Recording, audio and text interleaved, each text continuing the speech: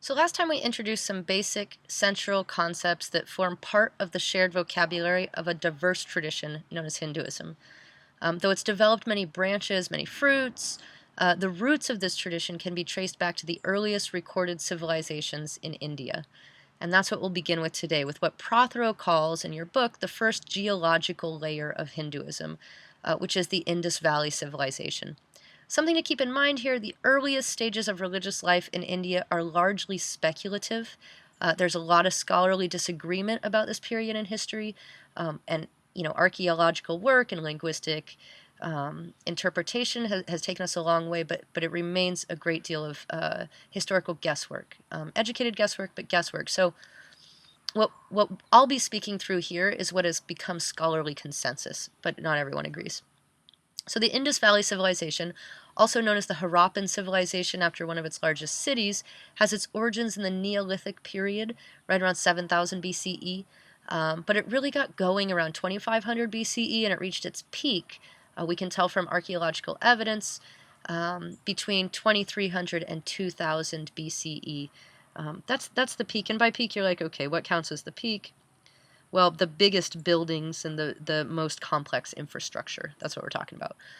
At its peak, there were cities with tens of thousands of inhabitants, full drainage systems, highly developed systems of food cultivation and storage, a clearly established ritual practice, a great deal of art. So the largest cities, which were Harappa and Mohenjo-daro, are in present-day Pakistan, and they've been great excavation sites since the 1920s. So before we move on to the images of those sites, I just take a look at this map, which does sort of, in a very simplified way, show where the Indus Valley civilization sat, and you can see that it's right along the Indus River and heading toward the Ganges. So even from the earliest civilizations, recorded civilizations in India, there was a concentration, a population concentration around these rivers, which have come to be very sacred parts of ritual life. So archaeological evidence suggests that this culture already had a preoccupation with water and purity. Besides just seeing where the population densities fall on the map, we have archaeological evidence for this water and purity concentration. It was a grain-based culture, and archaeologists have found Shiva-like statues, as well as statues representing a goddess who is believed to have been associated with human and agricultural fertility, and used in rites surrounding that. But like I said, guesswork. So here's a few images of the excavation sites showing large, well-built structures. This is clearly was a large building. These are believed to have been baths, and here we can see again the importance placed on water, huge public baths, and ritual bathing. This carries through into the contemporary Hindu practice of bathing in sacred rivers, which we saw in our first image on our first lecture. And this is a burial site with several clay artifacts, and you might take a moment here to reflect on how archaeologists treat past cultures. Our aspiration to learning, to understanding the past cultures from which the present world developed, has in many, many cases led to the digging up of human remains. We're in a religious studies class here, and so we can't help but appreciate the knowledge gained from these projects. We know more about the past, and in that way we know more about ourselves. But we also can't help but pause on the question of whether or not unearthing human remains, which were clearly carefully buried, is within the rights of our better selves. I have no answer to that, but it is a question. So here we are back with the simplified map that we saw last time, showing the other major cities of the era and the Indus River, that's the thick blue line, and back to history. Between 2000 and 1500 BCE, there were many migrations. So this is the peak of Indus Valley civilization. Now, around 2000 to 1500 BCE, what we know is that we had migration, lots of migration.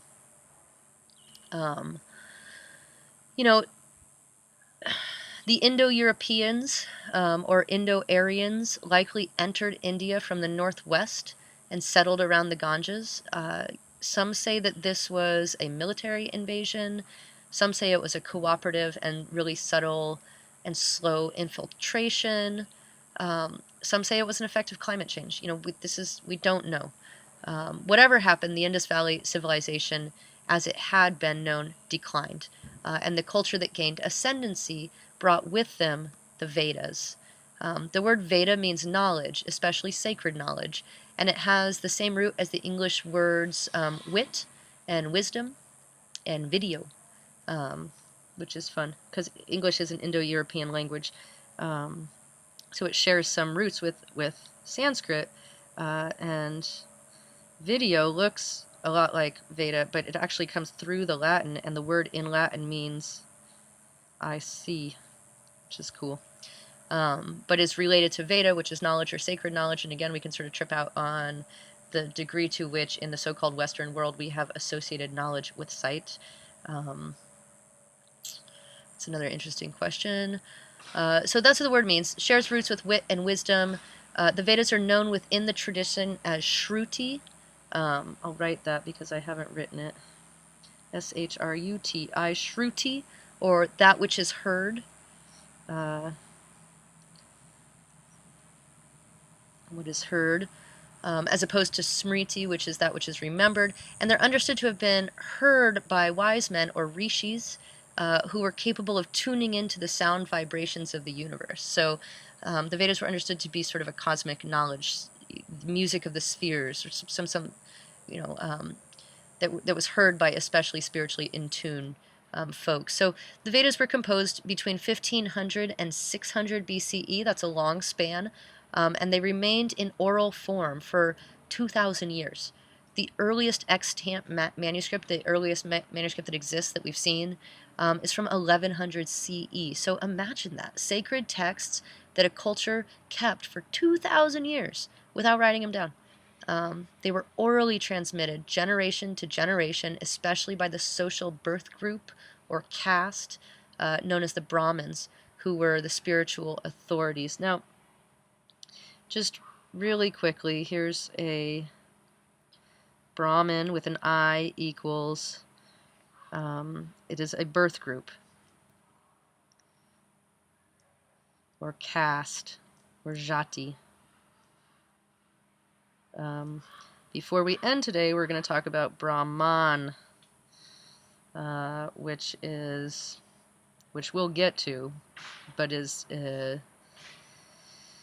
underlying spiritual essence. They're different. I know they look a lot alike, and there's also going to be a god named Brahma, so underlying spiritual essence. Oh, that's not the best definition, but we'll talk about it in a minute. But just so you know the difference between those words. So the Brahmins, they were the spiritual authorities, and they were the ones who kept the Vedas alive. Now, the Vedas are the legitimizing authority within Hinduism. That is, all of these very different people doing and believing very different things under the umbrella category of Hinduism are connected in that they see themselves in relation to this set of texts, the Vedas. But, and this is an interesting development, very few modern Hindus know much at all about the Vedas. Though they've maintained their religious authority, the Vedas have not maintained cultural currency. They haven't been things that have kept people reading them. So there are 4 Vedas, and you see brief descriptions of them here. They are all collections of ritual material, and they are all composed in Sanskrit. The Rig Veda is the oldest of the 4, and it's central. The other 3 Vedas depend upon it, make reference to it, and in some ways are elaborations of it. It is itself comprised of hymns to various deities, the Rig Veda is. The Sama Veda is songs based on the Rig Veda. The Yajur Veda is a collection of ritual mantras. And finally, the Atharva Veda is a collection of charms and incantations, blessings, and curses. It deals more than do the other 3 with the basic matters of daily mundane life. So the Indus Valley civilization was the first geological layer.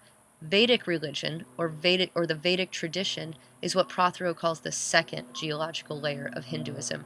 And even though Hinduism as we know it can be understood as a disparate set of traditions that all turn to the Vedas as a legitimizing authority, although Hinduism is in that way a Vedic religion, the religion practiced during the Vedic period does not resemble modern Hinduism.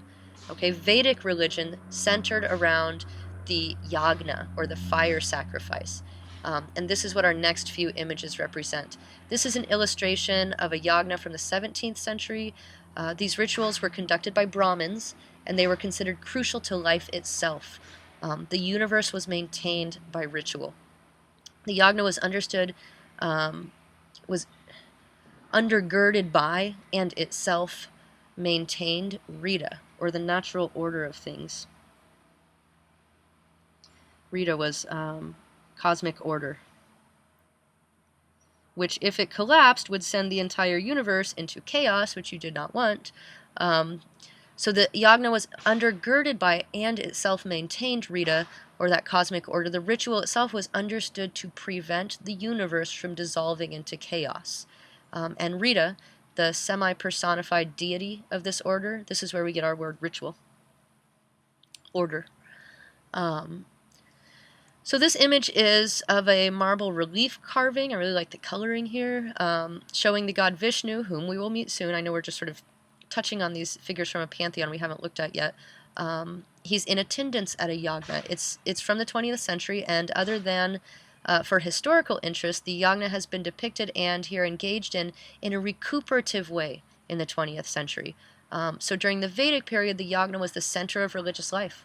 It then fell out of constant practice as other traditions developed, but it's being practiced once more, as we can see from this picture taken in Calcutta in 2001. So it's being recuperated. So the yagna maintained the order of the universe, maintained Rita. But how? And here we come back to Brahman.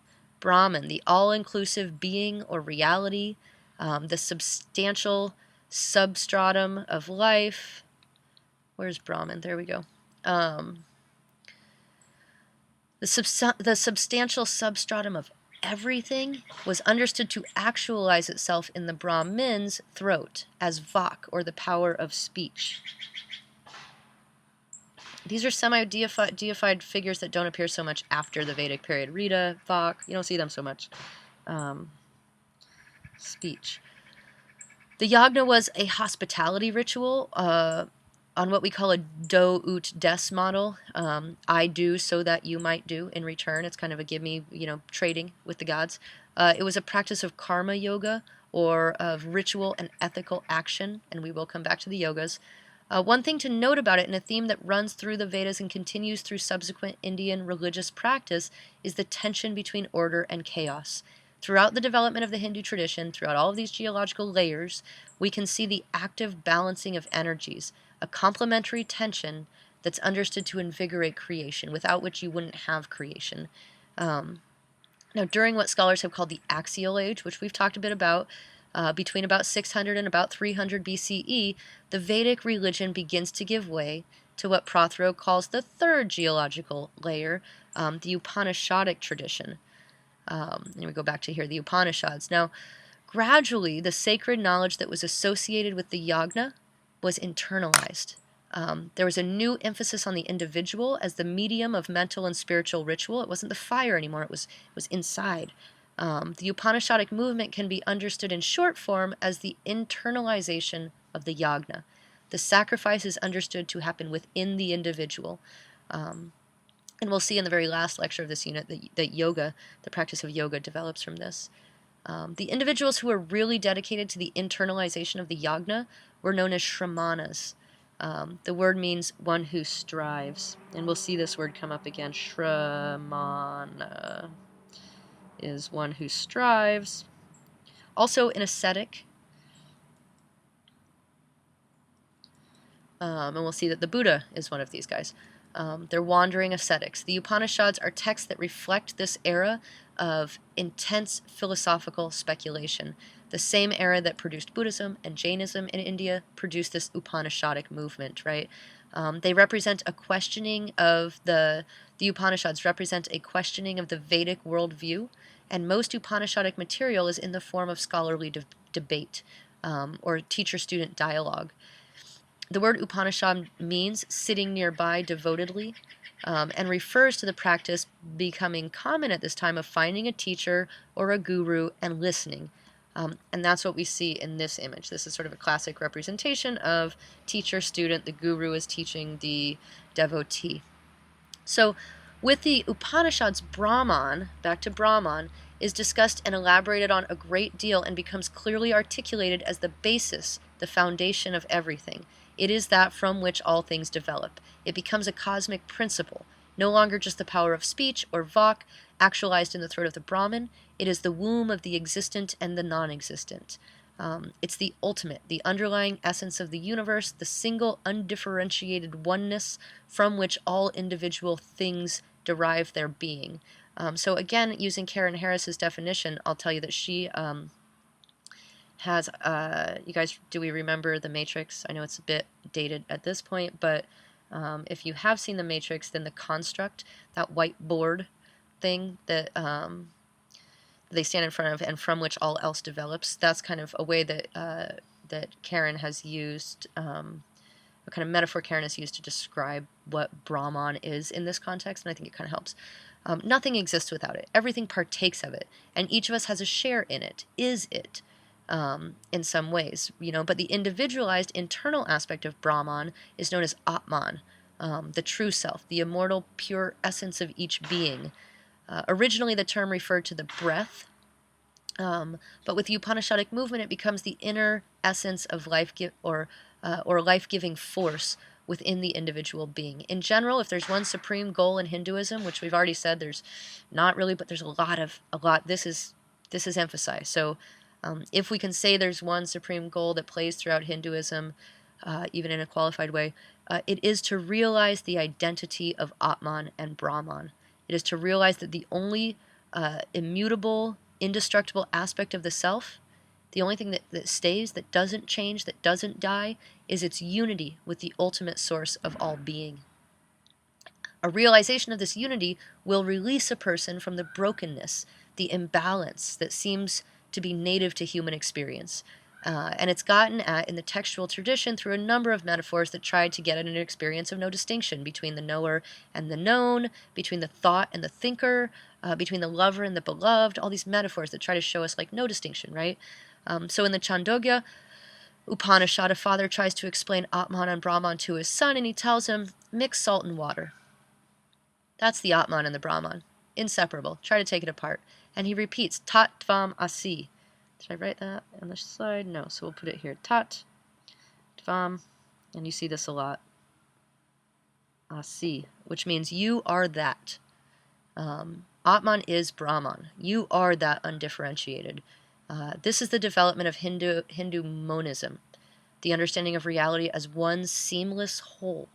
The apprehension of this brings absolute bliss, the true realization of it in one's life. We'll see this come up again with yoga.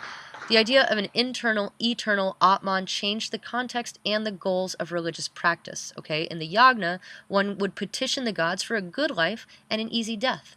That's what you wanted, right? But now the gods aren't so much in control. Brahman is control. Belief in a single lifespan is replaced by the understanding of reincarnation.